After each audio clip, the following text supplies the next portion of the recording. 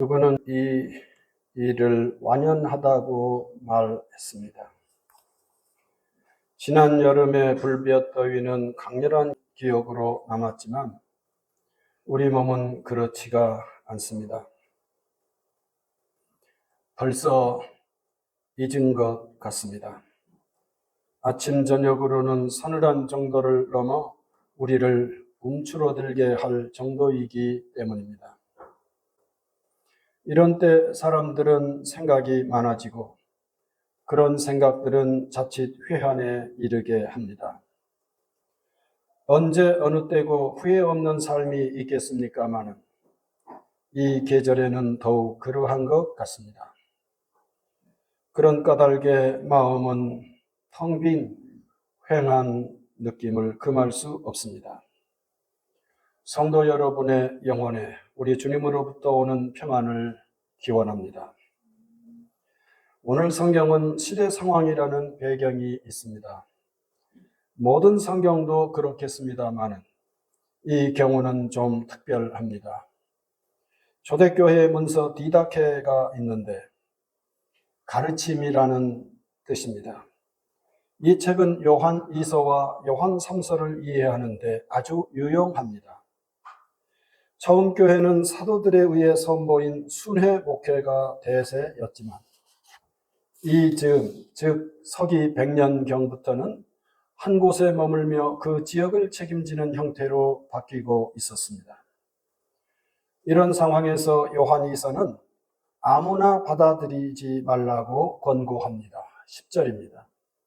누구든지 이 교훈을 가지지 않고 너희에게 나아오거든 그를 집에 들이지도 말고 인사도 하지 말라.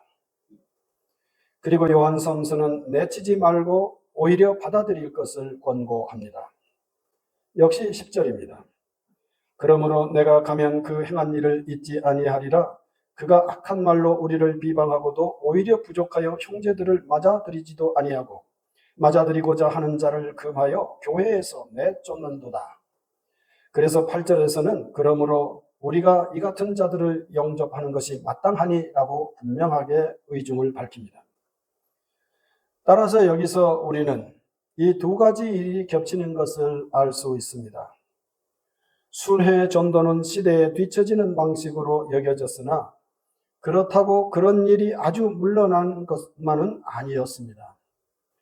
옛 방법과 새 방법이 공존하고 있지만 그래도 차츰 이전의 방식은 사라지고 있던 때에 요한 장로는 교회들에게 편지를 보내고 있는 것입니다. 어느 때는 순회 전도자들을 맞아들이라는 말씀이요. 또 어느 때는 그들을 거절하라고 교훈합니다. 앞서 말한 디다케라는 책은 그 기준을 이렇게 말합니다. 어떤 순회 전도자가 교회를 방문하고 하루 그리고 이틀까지 머문다면 그는 진실한 전도자라는 것입니다. 만약 그가 사흘을 나흘을 연장해서 머문다면 그는 거짓 선지자라고 말을 합니다. 이렇게 오늘 요한 2서는 받아들이지 말라고 말하고 요한 3서는 받아들이라고 말함으로써 전도자들의 상황을 우리가 미루어 짐작하게 됩니다. 거의 같은 시기에 정반대의 처방이 내리는 상황이었던 것입니다. 우리는 이 계절에 성경의 이 내용을 이렇게 적용하고 싶습니다. 즉 회한과 연관지어 생각하는 것입니다. 요한이서는 만나지 않았을 일과 관계가 깊고 요한 3서는 만나는 일과 연결이 되겠습니다. 인생이란 많은 사람들의 말처럼 만남 그 자체라 할 수 있고 그 만남이란 결국 두 가지일 것입니다. 즉 만나지 않았으면 좋았을 일과 만났더라면 더 좋았을 일, 이렇게 말입니다. 그 원수 같은 만남만 아니었더라면 지금 나는 얼마나 다른 삶을 살 수 있었을까? 깊은 회한에 젖는 순간입니다. 우리는 이 내용을 창세기에서 근원적으로 보게 됩니다. 창세기 3장 1절 그런데 뱀은 여호와 하나님이 지으신 들짐승 중에 가장 간교하니라. 뱀이 여자에게 물어 이르되 하나님이 참으로 너희에게 동산 모든 나무의 열매를 먹지 말라 하시다냐. 하와와 뱀의 만남은 참으로 극적입니다. 그가 나타나지 않았더라면, 그가 말을 걸지 않았더라면 성경은 참으로 이상하게도 아담은 남성이요 하와는 여성인데 이 3장에 들어서 하와는 남성인 아담과 같이 있지 않았다고 말하며 하필이면 뱀을 남성형으로 뒷받침합니다. 이렇게 함으로써 하와가 아담을 상대하지 않고 뱀이라는 특별한 이를 만나고 상대함으로써 이 장면은 비극으로 치닫게 되는 것임을 묘사하고 있습니다. 그런 뜻에서 성경 전체에서 종종 뱀을 언급합니다. 참으로 이 경우는 일어나지 말아야 할, 만나지 말았어야 할 일이었다고 하겠습니다. 그러나 우리는 또 누군가를 만나게 되고 그 만남은 이어져 갔더라면 지금의 나는 얼마나 찬란할까, 이렇게도 생각할 수 있습니다. 우리는 그것을 가룟 유다에게서 볼 수 있습니다. 가룟 유다는 사탄은 만나지 않았어야 했으며 예수님과의 교제는 계속되어야 했던 인물입니다. 그는 예수님께서 잡히시고 신문을 당할 때 예수님을 배신하고 금방 깊은 회한에 젖어 그야말로 극단적 선택을 하고 맙니다. 이 내용은 마태복음에만 담겨 있는 내용인데 마태복음 27장 3절 이하 그때 예수를 판 유다가 그의 정죄됨을 보고 스스로 뉘우쳐 그 은 30을 대제사장들과 장로들에게 도로 갖다 주며 이르되 내가 무죄한 피를 팔고 죄를 범하였다 하니 유다가 물러가서 스스로 목매어 죽으니라고 전합니다. 베드로도 후회했고 유다도 후회했으나 그 후회는 결과값이 너무나도 달랐습니다. 베드로는 부인했고 유다는 배신했는데 주님의 곁을 떠났다는 것은 같았습니다. 그렇지만 베드로는 통곡한 후에 제자로 회복됐고 유다는 자책한 후 죽음에 이르렀습니다. 물러가서 스스로 목매어 죽으리라고 복음사가는 단호하게 이를 알리고 있습니다. 성도 여러분, 결국 인생은 만남이라는 이 두 경우로서 빚어내는 교양학이 아닌가 싶습니다. 사람들의 온갖 만남들은 때로는 번민, 회한, 탄식, 안타까움을 낳게 되고 또 감사하고 감격하는 경우도 있게 될 것입니다. 그래서 회한에 이르는 만남일랑 없었으면 좋겠고 감사에 이르는 만남은 좋을 일일 것입니다. 우리는 이 두 가지 경우에서 어찌하면 좋을까요? 도대체 적절하고 합당한 만남은 어찌하면 누리게 되는 행운이 될까요? 우리는 과연 만남의 선택에서 할 수 있는 일이 있기나 할까요? 이 가을에 묻게 되는 진지한 생각입니다. 우리는 지난 주일 모세는 모세로부터 빚어진 게 아니요 바울도 역시 그 자신으로부터 빚어진 존재가 아니라고 했습니다. 저는 이 내용을 원고에 정확하게 기록하지는 않았습니다. 그런데 이 자리에 서서 증거하는 순간 저 자신도 모르는 사이에 갑자기 깃든 영감을 따라 그와 같이 정리하여 표현할 수 있었습니다. 그 순간 저 스스로도 마음에 울림이 깃드는 흔치 않는 경험을 할 수 있었습니다. 할렐루야. 모세는 모세로 말미암아 모세로부터 빚어진 게 아닙니다. 바울은 바울로 말미암아 바울로부터 빚어진 게 아닙니다. 이 어쩌면 당연할 것 같고 평범할 것 같은 이 표현이 제 심부를 파고드는 그런 내용이 되었습니다. 모세가 모세로부터 빚어진 게 아니라면 도대체 누구로 말미암아 빚어졌다는 것일까요? 그렇습니다. 모세는 하나님으로부터 빚어졌고 바울 사도는 예수님으로부터 빚어진 주님의 작품이었던 것입니다. 아니나 다를까 바울은 무엇이라고 말합니까? 저 유명한 부활장 고린도전서 15장에서 그는 이렇게 증거합니다. 그러나 내가 나 된 것은 하나님의 은혜로 된 것이니 내게 주신 그의 은혜가 헛되지 아니하여 내가 모든 사도보다 더 많이 수고하였으나 내가 한 것이 아니요 오직 나와 함께 하신 하나님의 은혜로라. 저 놀라운 어찌 보면 기적 같은 사역을 감당한, 그래서 많은 이들에게 초항을 받을 수 있었던 바울 사도는 자기 자신은 전적으로 예수님으로부터 빚어진 그런 작품이요 그런 존재임을 이렇게 여실히 증거하고 있습니다. 그러고 보면 이것이 어찌 바울 사도의 유일한 경우일 것입니까? 성경의 인물들은 하나같이 삼위일체 하나님으로부터 빚어진 존재라고 할 수 있을 것입니다. 그래서 시편 시인은 이를 감격적으로 이렇게 노래합니다. 시편 8편 4절 사람이 무엇이기에 주께서 그를 생각하시며 인자가 무엇이기에 주께서 그를 돌보시나이까. 그래서 9절 여호와 우리 주여 주의 이름이 온 땅에 어찌 그리 아름다운지요 라고 감탄을 품은 찬미를 올렸던 것입니다. 오늘 출애굽기도 그와 같습니다. 저 거칠은 광야에서 수많은 이스라엘이 놀랍게 펼쳐진 만나의 광경을 목도하면서 우리 같으면 그들이 어떨 것 같습니까?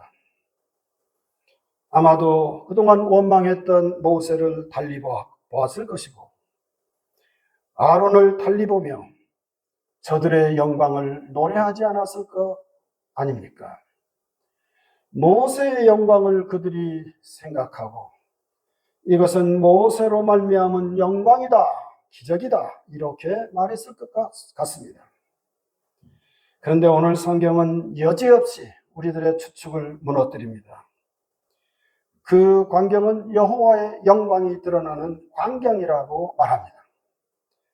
아침에는 너희가 여호와의 영광을 보리니 저 찬란한 사역을 감당하는 저 무지막지한 이스라엘을 압도하는 카리스마 넘치는 모세의 영광이 아니라 참으로 당연하게도 놀랍게도 그 광경을 여호와의 영광일 것이라 이렇게 말씀합니다.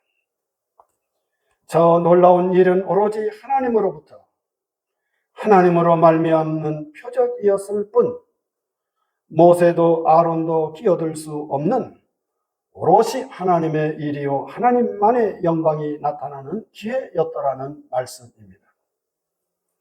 그런데도 몇몇은 그런 은혜에 이르지 못하고 탐심의 노예가 되었다고 출애굽기는 증거합니다. 성도님들, 그런 뜻에서 만남이라는 것, 수많은 만남이라는 것, 그 수많은 만남은 두 가지로밖에 정리될 수 없다는 것, 그 만남은 하나님의 경륜인 줄 믿으시기 바랍니다. 또한 만나지 않은 일도 예수님의 섭리이심을 믿으시기 바랍니다. 그리고 지금 누리고 있는 만남은 성령님의 역사이신 줄 믿으시기 바랍니다. 우리는 온갖 형태의 만남을 이어가지만 그것들은 결국 두 가지로 모아질 것입니다. 하나는 회한에 젖는 만남이고 또 하나는 감사하는 경우입니다. 하나는 안타까운 만남이고 또 하나는 행복한 만남일 것입니다. 사람들은 어느 때는 안타까운 만남을 선택하지만 또 어느 때는 행복한 선택을 하기도 합니다. 우리는 이런 선택을 하고 저런 선택도 하면서 세월의 강을 건너 연륜을 쌓으며 살아가게 마련입니다.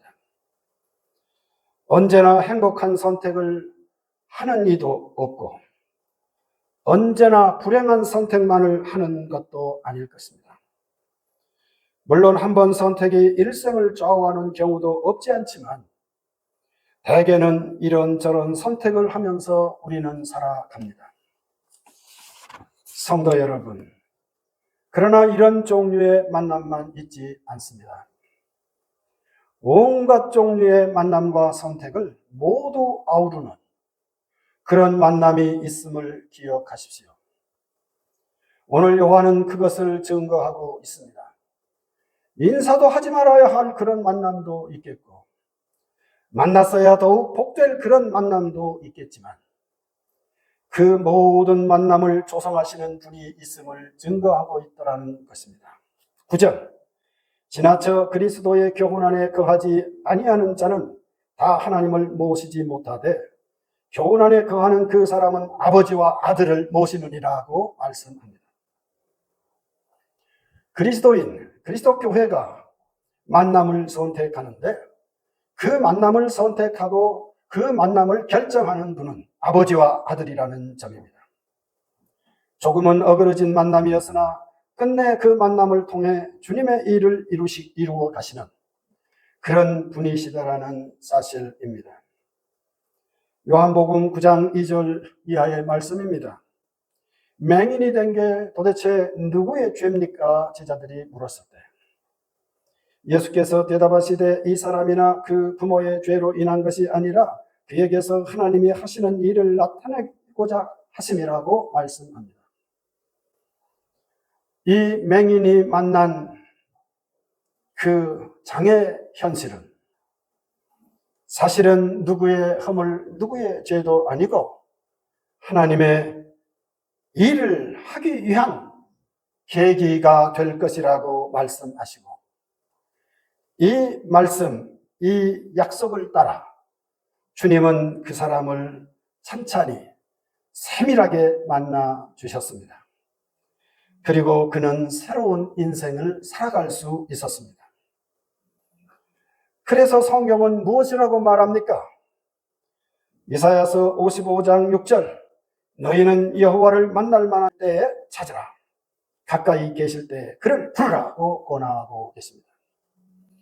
우리 인간 사이에 있는 온갖 만남들에 연연하여 정작 만나야 할 분을 만나지 못하고 찾아야 할 분을 찾지 못한다면 그보다 더한 불행은 없을 것입니다. 그래서 시편 32편 6절, 이로 말미암아 모든 경건한 자는 주를 만날 기회를 얻어서 주께 기도할지라.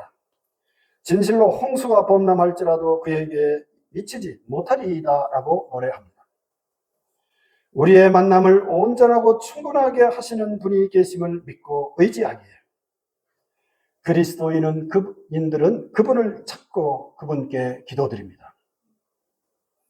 따라서 그리스도인에게 있어서 기도는 온전하고 충분한 길이 됨을 기억하시고 성도 여러분, 이를 잘 감당해 가시기를 소원합니다.